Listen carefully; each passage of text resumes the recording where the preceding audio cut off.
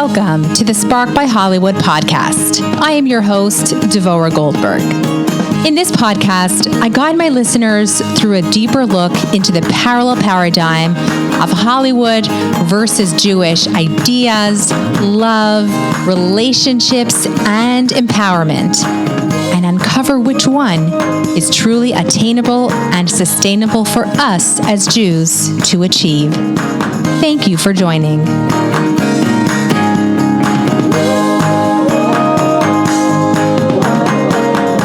Welcome to the Spark by Hollywood podcast. Today's guest on this podcast is Rebbetzin Goldie Plotkin. Goldie and her husband are shluchim in Markham, Ontario. She is an educator and a worldwide speaker. I'm sure she's much more than this, but I'm just giving you a small synopsis. She is passionate and exudes her love about everything Jewish, especially the Jewish perspective of marriage, relationships, and immersion in the Mikvah, and pretty much everything else in between. So Goldie, thank you so much for joining me today. Oh, my pleasure. Thank you for having me, Dora. So Goldie, there's a story that I heard you tell many, many years ago, and I've repeated it many times since. I've used your name, I've given you credit, and it's a story that it's amazing how the response that I get from the story is the shock and the surprise on people's faces when they hear the outcome. And it's a story of when you were teaching a community member of yours the laws of Jewish marriage. She was engaged to a psychiatrist or something. And I'd love for you to start off with that story, and that will be the segue into this episode. Okay, I feel like it happened yesterday, but it must have been at least 15 years ago. So one of the roles that a shlucha or rebbetzin play is preparing women for their marriage. Mm-hmm. And we have marriage classes, and a chunk of that time is preparing them for the mikvah. So this young South African woman was engaged to a psychiatrist who was close friends with my husband, and he wanted specifically my husband should marry them off. Okay. My husband was fine. He was happy. They were both Jewish. He said, just make sure that your fiance, your bride, reaches out to Goldie. They have to learn a few things, and then, everything should be good. So She came to the first class. It was a Tuesday night in the summer, I remember. And she walks in, very tall, beautiful woman, and very confident woman. And she walks in, and we start talking about, the Jewish view on marriage, the spiritual component. And then we started getting a little bit into the mitzvah of Mikvah. And she was like, what is that? So just to let you know, she was from a Reform background in South Africa and hadn't ever heard of Mikvah. Mm-hmm. So I started to explain to her the basis of the Mikvah, that God, gave us this beautiful mitzvah, a mitzvah that really keeps relationships inspiring, connecting, invigorating.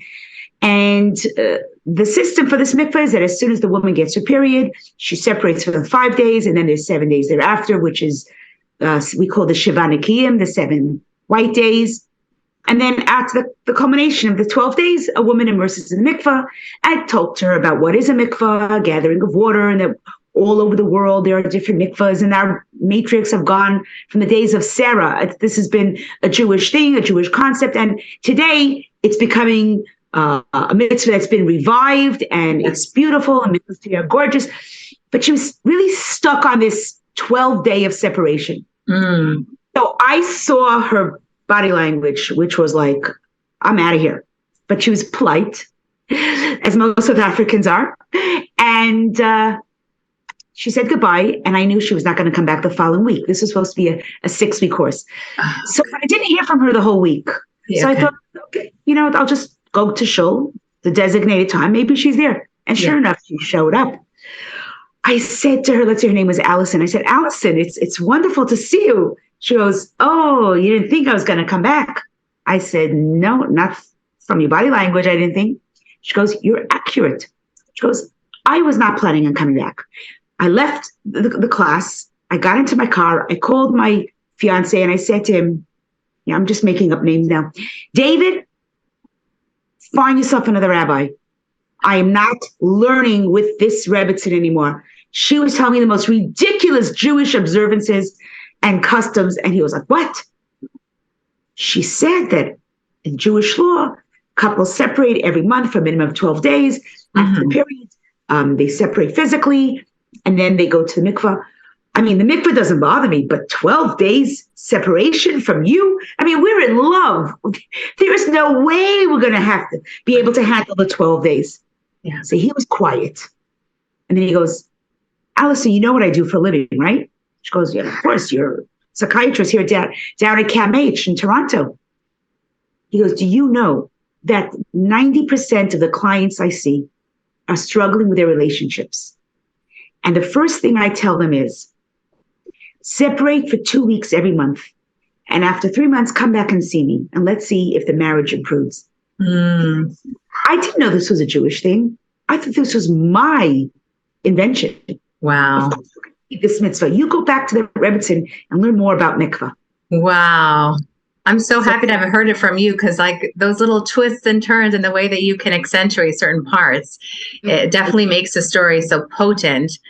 And I think that I'm sure you've heard it as well, that this concept of 2 weeks on, 2 weeks off, or at least taking a break from someone, your lover in your marriage, the person you're married to, is also sourced in science. Science also backs it up.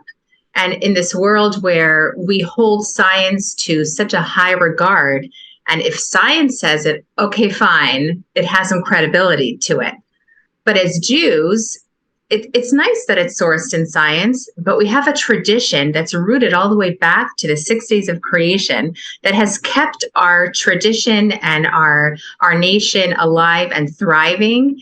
And that's what we turn to. That is our guidebook. So if you can tell us more about that, of looking into our tradition of what we have in order to make something so special, but yet can be so complicated like marriage, but actually have kind of like a recipe book that allows it to be everlasting and just have a really strong hold. Going back to what you said about the bases in science, there is a Jewish woman, and I forget her name. She's a very, very popular marriage coach. She wrote the book Mating in Captivity. Okay. The name will come to me. So the premise, she was actually born in Vienna, but she's Israeli. The premise of her book is about absence makes the heart grow fonder. Yes. And she talks about separation. She talks about that the most modern marriages today appreciate having 2 beds in the bedroom. Yes. She never mentions mikvah or Taharat Yisrael or Taharat Mishpacha or the foundation of Torah. And I think the beauty of our recognition that this mitzvah is rooted in Torah, not in science, is because although this Dr. David, will have success with his clients, but when the mitzvah comes from God, when God himself gives us the mitzvah of Taharas Mishpacha, family purity, and we connect to our God, and we connect to our Torah with absolute commitment, like the Jews said, Na'aseh v'nishma, we will do, and then we will understand, right? Which we just learned in the parsha last week. Right. When we talk about God giving us this mitzvah, even if we want to, this month it won't work, it's just the doctor's idea. But when God tells us this is the blessing, and there's a beautiful pasuk that I want to share with you, Devorah. Pasuk that's written in the Talmud that says, Shechina Sheruya B'neihem. That Shechina, which is one of God's names, the feminine name for God, we're told, when does God rest in the Jewish family? When is Shechina Sheruya B'neihem? When does God's presence rest in the home? Specifically, when a couple is intimate and in peace. Why? Because think of male and female, 2 opposite creations. Yes. Really, there should be no way we even get along. There should be no way that our marriages can last 70, 80 years. And they do. They do. My in-laws, Baruch Hashem, are already now in their 64th year of marriage. Wow. Beautiful marriage. And Hashem till 120 plus, right? what's keeping these relationships? So we're told that because male and female are such opposites, so diametrically opposed, just physically the way we're created, emotionally the way we're created, intellectually the way we think, when we can come together in a marriage and there's shalom and there's peace, Hashem says, that's where I want to be. Right. That's where my Shekhinah will rest. And specifically, the Talmud alludes to when? In the moment of intimacy, in the moment of zivug. I mean, some people will call it sex. Some people will call it, physical intimacy. I prefer to use the word zivug. It's a beautiful word, meaning the connection. Coming together. So when a couple has that space where they are coming together at that moment and they are aligned with each other and they are thinking exclusively of each other, which, Devorah, we can't take for granted. No, not at all. I know your podcast is called Inspired by Hollywood. I'm not sure what it is. Sparked by Hollywood, yes. One thing we know about Hollywood, when it comes to marital intimacy, we do not take any guidelines or any inspiration from them. No. One of the things that today's couples, so many couples that I speak to personally, I'm a life and marriage coach as well. And so many couples will see me, and after I discover something very interesting, that when they are intimate, maybe their bodies are connected, but they're actually not thinking about each other. And our tradition teaches us that when a couple together, they have to have their lines of thought, their thoughts aligned with each other, thinking exclusively of each other. So it's mind, body, and soul. And at that moment, Shekhinah shroya b'neihem. Beautiful. So the way we look at intimacy is very different. Yes, we have 12 days of separation. Yes.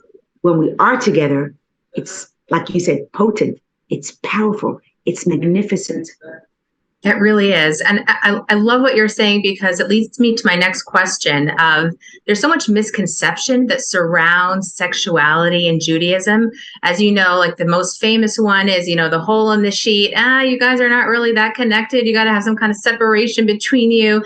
Quite recently, a colleague came up to me and she said, we were talking, she knows I'm Jewish, and she said, oh, so you're religious. So in your bedroom, you must have a wooden plank between you and your husband down the middle of your bed. And to be honest, I haven't heard that one before, but I was just chuckling to myself, because it can't be the furthest from the truth. Like you said, Judaism puts such high regard, not even such high regard, but like you're saying, Goldie, Hashem actually comes into the relationship at that moment of that special intimate connection of sexuality.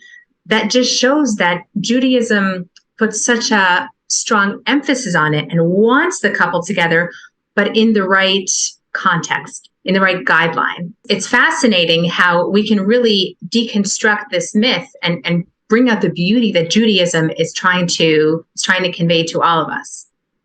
Because on one hand, people look at it on one hand like, there's a lot of red tape here, a lot of no's. 2 weeks on, 2 weeks off, you can't touch, you can't do this, you can't have sex. But it's, hold on a second, what are we trying to construct over here? We're trying to construct that at the climax of it all, that when you're together, it's something so beautiful and it's something unique for these two people and no one else is involved. You said so many no's. There's a little boy who's going for swimming lessons, and he's jumping into the pool, and the swimming instructor's there, and he says to his mom, can I have my iPad? And she goes, no, you can't. He goes, so can I just have my phone? And she goes, no, you can't. Well, can I just have a game with me? And she goes, no, you can't. He goes, Mommy, why are there so many no's? And she says, because when you're in the pool and you're learning how to swim, I want you to focus on the swimming. The no's bring the big yes at the end. One of the laws in Judaism, which is the most practical, you're Canadian, what's just happened here in Toronto. Our mayor just resigned last week. Oh, really? That's news to me. Yes, the famous mayor, I'm not going to say Lashon Hara, but you'll know who it is. Someone that was very, very, very well respected in our city. It was his third term. Everybody loved him because he was honest and he was decent and he was respectful. And he resigned because they discovered that he had a marital affair. And the very interesting thing is he's a very moral person. It was shocking. It sent shockwaves everywhere. Yeah. But I'll tell you what was disappointing to me. There's a mitzvah in the Torah called the laws of Yichud. The laws of Yichud are the laws that a man and a woman cannot be alone in a room unless they are married or with a family, in the family dynamics. So it's either the father, a brother, a grandparent, son, right? Immediate. Yes. And, you say to yourself, really, that's so ridiculous. What do we need those restrictions? I like to have meetings. I like to go on vacations, or we have business meetings with the opposite sex. I am in full control. Listen, I'm a mature woman. I have a very good marriage. I don't have those relationship problems. Guess what, Deborah? There's a pasuk in the Torah, in the Talmud. It says, Ein apotropos laroyos. Have you ever heard that before? Yes, I'm pretty sure I heard you speak about that. When it comes to areas of sexuality, nobody can be too content with themselves that they have the power to be controlled. We are all vulnerable. We're human. That's the beauty of being human. We're vulnerable. So we put protection, we put fences. Just like at a pool in Florida, when you have a pool in Florida, you put a fence. Yes. Every home has a fence in Florida because we put protections. And that is the same thing with relationships. We protect ourselves so that we are exclusive to our spouse. Right. And we know that. And we protect, because when you cherish something, listen, where do you keep your beautiful diamond rings? Where do you keep your most incredible jewelry? Not lying on the kitchen counter. Right. It's protected. Either in your jewelry box with a lock and key. This is how we respect, and this is how we look at relationships and marriage. Right. In Judaism, we protect it, we nurture it. We realize that we are all vulnerable because it's a very potent reality. Yes. See, and sexuality is very real. God made it that way. But we have to protect it. We have to nurture it. Exactly. And you've just touched on so many different points. It's beautiful that we can turn to Torah, and Torah actually grounds us into what we can, how we can create a better, long-lasting relationship for ourselves. So I wanted to bring up my next question. The fact that we are moser nefesh for this mitzvah, what does it look like when we have that in history? And what does it look like in this day and age when we are given over to this mitzvah of mikvah?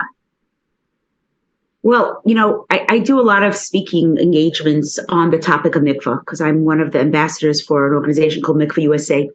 So I do travel a lot.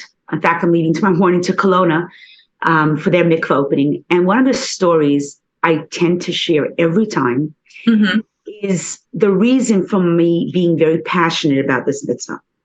So there's a story that I share, and I'll share it with you, and you might have heard it. A young woman in Russia. This is in the late 1930s. It's under Stalin, under the communist regime. She's engaged to a young, fine rabbi, two religious young people, and they're planning on getting married. They live in one of the big cities of Russia. Unfortunately, her fiancé is very busy with the underground movement of building yeshivot, building cheters, schools for young children, making sure that Judaism stays alive, even in these very dangerous circumstances. And he was arrested. And in those days, if you were arrested, you were either killed or shipped to Siberia, where you died a slow death. He was shipped to Siberia without any chance of leaving. And his bride was engaged. So the family was discussing, does she break the engagement? What's the deal? And she said, he's my other half. Wherever he goes, I go, right? You remember that from Ruth? And so she gets on a train on a Sunday morning, takes her to Siberia. She gets off at the station that is right before Shabbat. Wherever it is, she just gets off because she will not be on the train on Shabbat. She gets off, she opens up her valise, lights a Shabbat candle, and leaves her suitcase right there lying on the side and starts walking her way into town. She eventually finds the Jewish huddle because there are a lot of people that have been sent to Siberia, and she becomes part of that prisoner community. Eventually marries this young man. But what to do? She's a Jewish or observant woman. She has to go to mikvah. No Jewish woman in Jewish history who was observant or who kept the Torah mitzvahs would get married without that. Siberia on a good day doesn't have a mikvah. In the 1930s. So what does this young woman do? She finds a pond. She breaks the ice and immerses in the mikvah. And this young woman is my grandmother. Wow. She married my grandfather, Zayda Ben Sion. Her name was Baba Goldie, who I'm named after. I feel that that's a tremendous connection to almost my purpose in life. Yeah, that is so touching just to listen to the story. My heart is just melted. Self-sacrifice for a mitzvah that has been handed out down to us. And in fact, that every woman that's watching this or listening to this, I can guarantee that 3 or 4 generations ago, their grandmother went to the mikvah. Right. It became a little bit sort of shrouded in secrecy. The mikvahs weren't clean. And then we came to this new generation where feminism is alive and well. And today we have beautiful homes. And so why would you want to go to mikvah that's, clearly dirty or cold? Right. And today mikvahs are beautiful. We just, Devora, the next time you're in Toronto, you must come and visit our mikvah. Yes, I heard that you finished it. I'd love to see it. I mean, I saw pictures, but I'm sure it's not the real experience. It's spectacular. It is spectacular. Amazing. We want to give Jewish women in our community the opportunity to do this beautiful mitzvah, which brings blessing and showering them blessings of family blessings with material goodness and spiritual goodness and emotional goodness. But we wanted to package it in a beautiful, comfortable mikveh as well. So there's almost no excuse today for Jewish women not to go to mikveh. Absolutely. There is also the aspect of, in the middle of the busy day, in the middle of the busy week, whatever we're doing, and sometimes it's super inconvenient. Sometimes you just got off a flight and that's your mikveh night. And it's a little bit of coordination, and sometimes it's annoying, and you have to make sure to remember that you've got to have your nail polish off, and you've got to make time to sit in the bath and prepare yourself, which is beautiful because it gives us alone time and personal time. But if we can think for a moment, Goldie, of your grandmother and what she did to enter into the mikvah and make herself pure to be available for her husband, that pales to what we have to do. And it number one, it anchors us into our ancestry, and it just helps us appreciate that we can connect to them with such a beautiful mitzvah. And at the same time, like you said, mikvahs these days are so beautiful. We can actually feel the beauty around us. Besides for the fact that at the moment of immersion, it's an incredible connection that we have, only women, that we have to Hashem. So I think this really wraps up everything that we've discussed. I think you've really pinpointed the beauty of the mitzvah, the beauty and the responsibility that we have as women that we can bring to our marriage, and what we can really tap into our Jewish teachings, our Jewish culture, traditions. Before we end off, do you have a way that my listeners can connect to you, listen to more of what you give, maybe more of your classes, or if you have events coming up, how can they connect with you? You could just reach out to me through Facebook Messenger. I'm under Goldie Plotkin, and I give classes every Tuesday on Hasidic philosophy, on Tanya. Sometimes it's the current events, but it's always with a Hasidic twist. They can reach out to me then. I befriend me. I'll befriend you back, and would love to connect. Amazing. Goldie, thank you so much for your time. I hope we can do this again. You are super insightful, and good luck on your trip to Kelowna. It's beautiful there. Thank you. Take care. All the best. Take care. Thank you for joining me for today's episode. If you are loving the Spark by Hollywood podcast, kindly leave me a 5-star review on the platform that you're listening on. Be sure to follow me on Instagram at Sparked by Hollywood. That's where the conversations happen. That's where I give you extra content on all my episodes and where you can send me your feedback, your comments, and questions. And finally, in a world where we are all enamored by the spark of Hollywood and its celebrities, always remember your own spark that you carry within you that makes you the gift that the world needs to shine that much brighter. I'll catch you in the next episode.